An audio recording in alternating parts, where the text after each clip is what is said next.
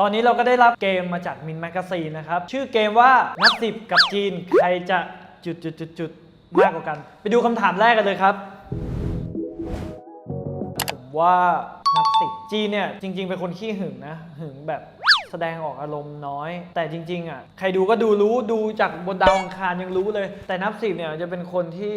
เราหึงแล้วเราก็แสดงออกตรงๆเลยฮะอาจจะมีการลุกเล่นของนับ10นิดนึงพูดจาแบบอ้อมค้อมอะไรแต่มันก็จะอยู่ในเรื่องที่แบบว่าถ้าคนฟังอ่ะมันก็จะแบบว่าไอ้นี่มันมีอะไรหรือเปล่าอะไรเงี้ยซึ่งต้องไปตีความ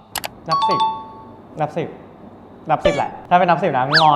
งอนให้รู้เอาจริงๆคนจีนในเรื่องก็ควรจะรู้นะถ้านับ10จะงอนขนาดนี้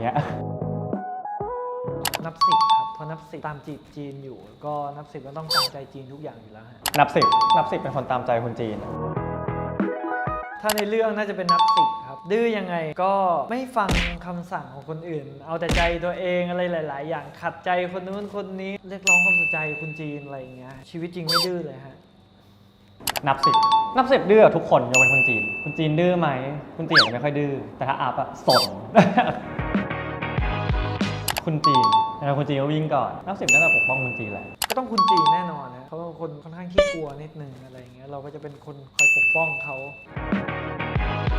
นับ10คุณจีนเนี่ยเขาจะเป็นคนที่ค่อนข้างไม่รู้อะไรเลยแม้กระทั่งแบบคนที่เข้ามาจีบคนที่เข้ามาพูดจิกกัดอะไรเงี้ยเขาจะมีความอันนั้นคือเสน่ห์ของตัวจีนที่ทำให้นับ10เนี่ยเขายิ่งหลงเสน่ห์โอ้โหต้องนับ10อยู่แล้วนะครับเอาจริงๆนะทุกไดอะล็อกทุกไดอะล็อกจริงๆอันนี้เป็นข้อที่ยากมากเพราะต่างคนต่างงอนแต่คนจีนต่างงอนเยอะกว่าตอบคนจีนแล้วกันครับมันพอๆกันเลยมันก็สลับกันไปสลับกันมาแต่ถ้าเอาจริงๆแล้วเนี่ยผมว่านับ10เพราะนับ10เนี่ยค่อนข้างที่จะออกตัวแรงกับคุณจีนแต่คุณจีนชอบเฉยชอบอะไรใส่ชอบเมินใส่อะไรเงี้ยมันก็แบบนับ10ก็จะแสดงออกชัดเจนแล้วนอยอะไรเงี้ยถ้าทะเลาะกันเรื่องเล็กๆน้อยๆอะไรนับ10ยอมจีนตลอดแหละฮะแต่ถ้าเป็นเรื่องใหญ่แบบในเรื่องอะไรจีนเขาจะยอมถอยตัวหรืออะไรเงี้ยนับ10ต้องยอมคนจีนก่อนใช่นับ10ต้องยอมก่อน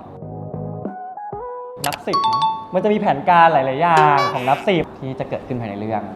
นับ10ฮะนับ10เนี่ยก็ค่อนข้างเป็นตัวสร้างบรรยากาศเหมือนกันนอกจากเป็นตัวทำลายบรรยากาศแล้วก็ต้องเป็นคนที่ค่อนข้างสร้างบรรยากาศเหมือนกันน้ำเน่าพอสมควรเลยแหละ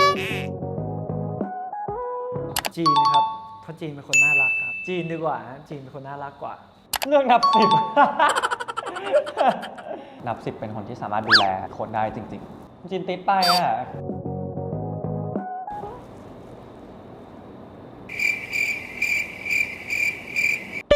นี่คุณไม่กล่าวให้ผมลบเลยเหรอ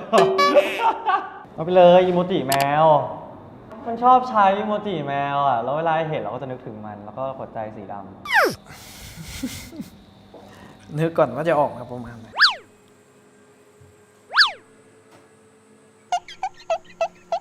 ได้ละ